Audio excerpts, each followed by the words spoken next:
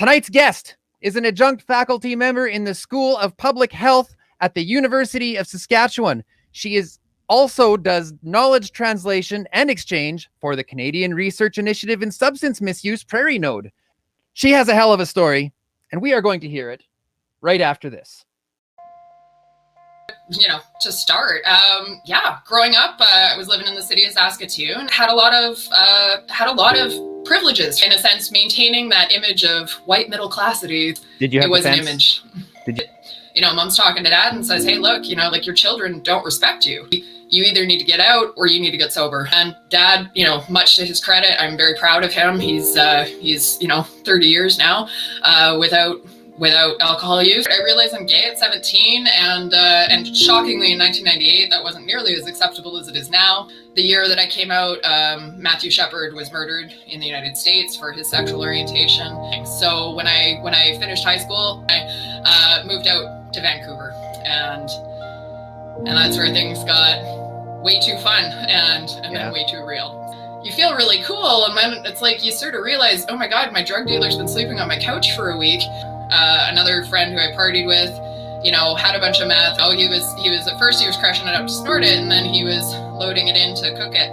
And he brings out a syringe and a needle, and he's like, you don't need as much if you inject. I know. But I had this hesitation. Basically, it was this weird sort of deep hesitation where it was like some part of me knew I was shifting. Why don't you tell us a little bit about what you're doing with CRISM? Sure, absolutely. So I work for CRISM, the Prairie Node. So what this is a national network of substance use researchers, service providers, treatment professionals, people with lived and living experience, and all these categories cross over, of course.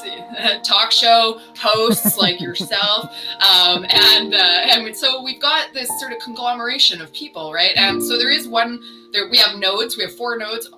Hopefully 5 eventually, but 4 nodes right now, one in British Columbia, Prairie Node here, which is for, Alberta, Saskatchewan, and Manitoba. We've got an Ontario node, and then there's a Quebec Atlantic node as well.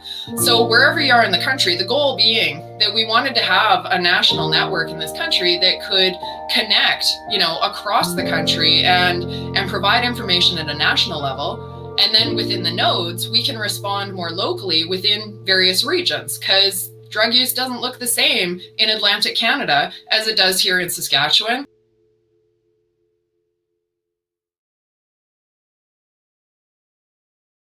Yeah, it'll take you even if there's somebody that is watching tonight and they're like, I love drugs so much.